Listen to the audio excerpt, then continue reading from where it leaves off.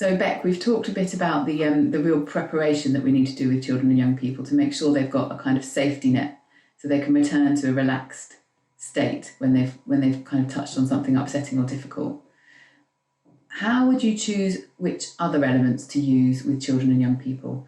I know in the guide we start with formulation, and that's a source of information really about the child or young person that we're working with, and how might that help us to make decisions about which activities to use or which kind of sections to kind of move towards after we've done those relaxation techniques and after we've maybe helped the child or young person say something about their experience of the death.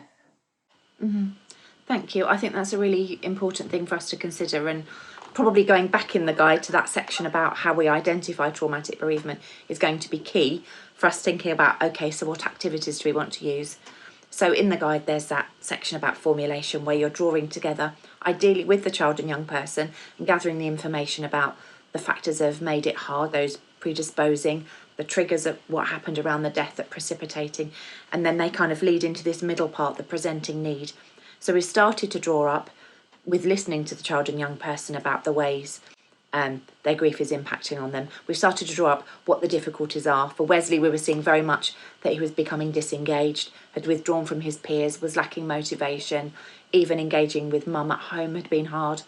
So we kind of got an idea of something around there. We might then have gone on to use some of the tools and measures.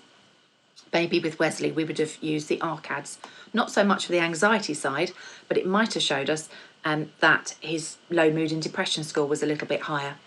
And that might give us an indication, actually, that matches what Wesley's telling me, what I'm hearing from mum, along with what we've got in the formulation.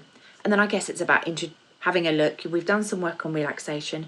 We've had a really good think about what happened when your dad died, and we're beginning to understand what's made it so hard for you, the meaning you've made from that death, and you've done amazingly at doing that. I'm also hearing that actually it's really hard for you to engage. There were lots of things you used to enjoy doing, but actually you can kind of see them out there in the distance, but they're not things that you feel ready to take a step.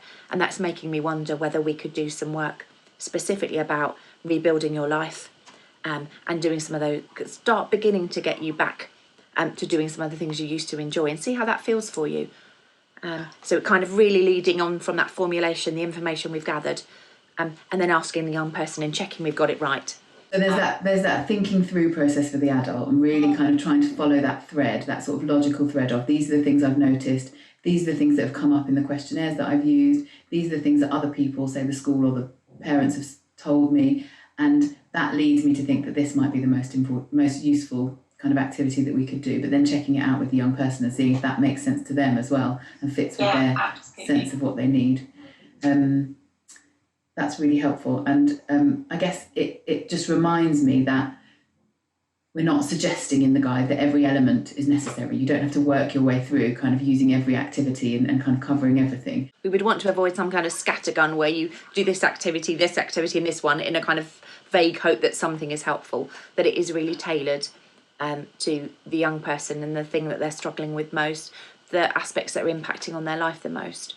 But by checking in that we've got it right, we also help the young person hopefully feel that we've listened to them and we're validating what they're feeling and thinking and experiencing, and then we can move into, should we have a go at this? Some young people have found this is helpful. The evidence suggests that when we're feeling like that, and we can kind of start to introduce those new activities, the right activity, hopefully, for that child or young person. So it sounds like it's sort of, once you're convinced that that might be helpful, it's also about getting the young person on board and kind of working in partnership and making sure that you're sort of setting off into that process together.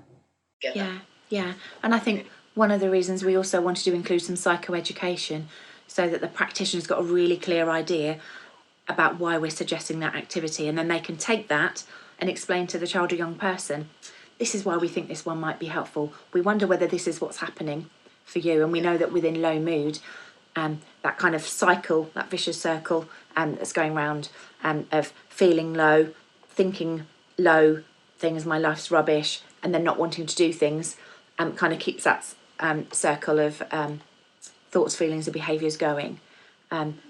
We also know that if we wait for the mood to change. Often a young person will say, well, I'll just wait until I feel better and then I'll start doing things again. Actually, you might not feel better because you're still trapped in that cycle. So it's about saying, should we try doing something different just to see how it works?